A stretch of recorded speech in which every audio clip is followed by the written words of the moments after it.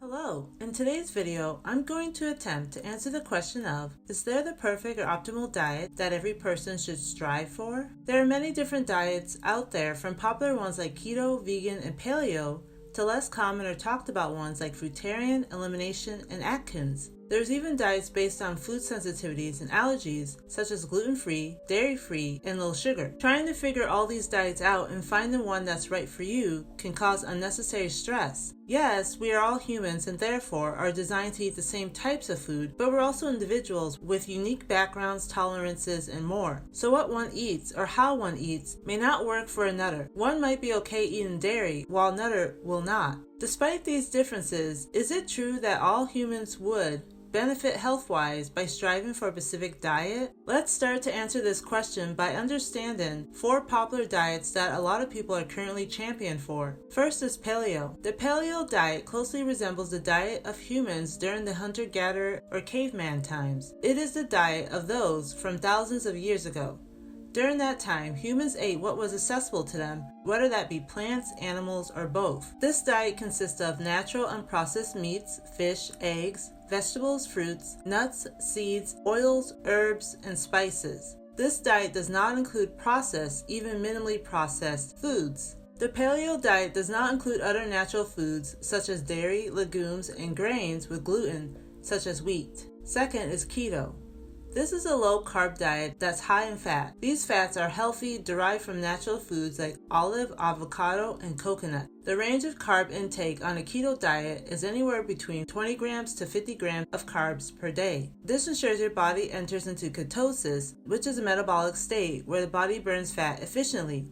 The fat becomes ketones in the liver, which delivers energy to the brain. In short, ketosis allows the body to use fat for fuel. This diet consists of virtually any food that's low in carbs or have no carbs, such as meat, fish, eggs, butter, cheese, nuts and seeds, healthy oils, avocados, low-carb vegetables such as tomatoes, onions, peppers, not high-carb vegetables like potatoes, herbs, spices, and low-carb fruit such as berries. The keto diet can include processed foods, and there are a lot out there such as keto cereal, chocolate, and breads. Third is vegan. This diet focuses on not consuming animals and can extend to not using animal products such as leather and beeswax. There are many reasons why one would choose the vegan diet. A major reason is for animal rights, to not fund exploitation and cruelty. Another reason can be for personal health reasons, especially since many animals, particularly factory farm animals, are often raised in unhealthy and unsanitary conditions. Their poor treatment can produce poor products, which in turn can affect the health of consumers. Nevertheless, the vegan diet excludes any product derived from an animal, such as meats, eggs, dairy, and honey. The vegan diet can take on many forms since its primary focus is to exclude animal products. So one could be a plant-based or whole food vegan, where they consume a diet focused on fruits, vegetables, grains, legumes, nuts, and seeds. Or a junk food vegan, where they consume a diet focused on processed foods, just not those containing animal-based ingredients. So their diet could consist of vegan meats, vegan cheeses and yogurts, vegan cookies, dairy-free ice cream, french fries, and so on. Fourth is whole food. The whole food diet focuses on non-processed, unadulterated foods that naturally occur in nature. At its core, this diet consists of fruits, vegetables, legumes, nuts, seeds, beans, and grains, but is flexible and can include meat and dairy, as well as minimally processed foods like oils, seasonings, and frozen, canned, and dried whole foods. The whole food diet does not consist of ultra-processed foods or junk foods like seed oils, refined flours, added sugars, cured meats, and fried foods. Nevertheless, when considering a whole food diet, the aim is to focus on plant-based natural foods with minimal processed simple foods if preferred. The bulk of a whole food diet is plant-based, choosing foods in their original form. These foods will not have an ingredient list since they are the one and only ingredient.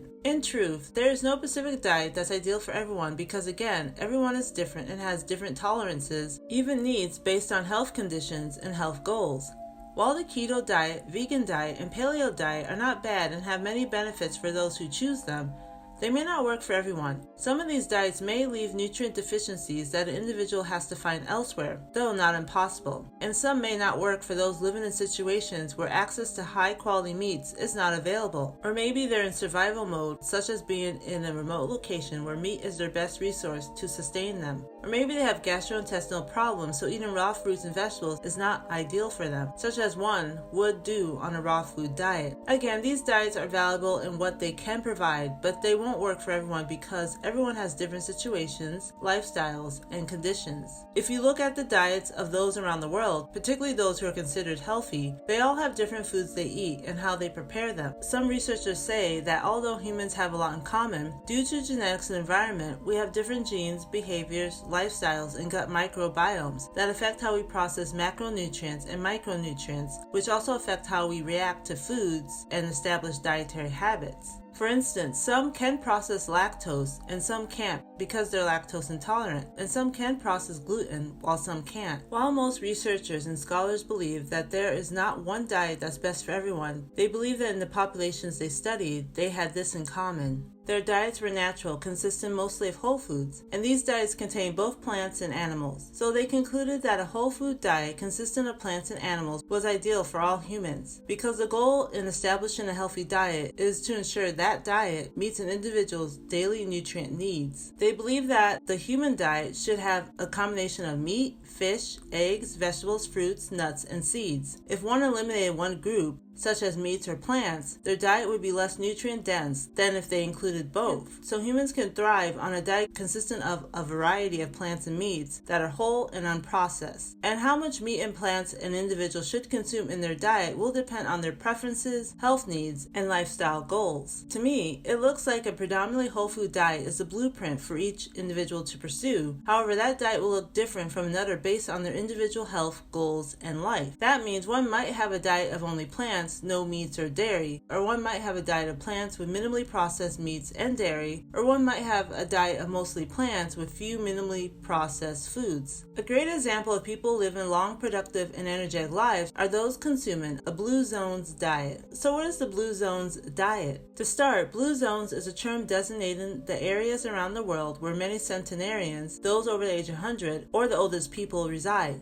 In these areas, elders have low rates of chronic disease and are full of life, taking on many activities known for the young. Blue Zones, first coined by Dan Buettner, who was studying these populations, created the term from the blue circles he and his associates drew around the locations these populations live. In his book Blue Zones, he presented these 5 populations. They are those in Icaria, Greece, Sardinia, Italy, Okinawa, Japan, Nicoya Peninsula, Costa Rica, and the Seventh-day Adventists of Loma Linda, California, the United States. Only those 5 locations were mentioned, but it is certain that more blue zones exist, particularly among populations consuming a natural or near-natural diet. The blue zones diet is mostly plant-based, some say up to 95% plant-based. While many people on the blue zones diet consume meat, it is not frequent and in large amounts. They generally eat meat a few times a month and in small portions unless there is a celebration. So the blue zones diet largely consists of vegetables, legumes, whole grains, nuts, fish for some, and fruits. Natural meats and dairy are consumed, though in small amounts or on special occasions. Important things to add about those on the Blue Zones diet is their foods, including sweets, tend to have no added sugars. If they choose to sweeten their drinks, they do so naturally, such as with honey. The bulk of their food is grown close by. Some even raise their own food or grow it. Beyond diet, they live healthy and engaged lives. They are constantly moving, whether it's by walking in their community, gardening, cooking, cleaning, or playing a sport. They get adequate sleep and even take naps during the day if needed. All this is done naturally, meaning they do not schedule in time to exercise or sleep. They just do so when they feel it's needed. Importantly, they're social. As one states, they incorporate religion and spirituality in their lives, live with a purpose to pursue, live with both young and old in community, and have a positive social network. All these things, coupled with a natural diet, is thought to be the reason they live long, healthy lives. After exploring various diets, including the Blue Zones diet, a pattern surfaces. These diets work optimally for individuals who obtain their food in their most natural, whole food form. If they incorporate processed foods, they are minimally processed with no toxins such as preservatives added to them. So a diet consisting of fried foods, candy, snack cakes, and sodas are not part of these diets. While it may be incorrect to suggest one diet for everyone, steering towards natural foods, whatever you choose to consume among them,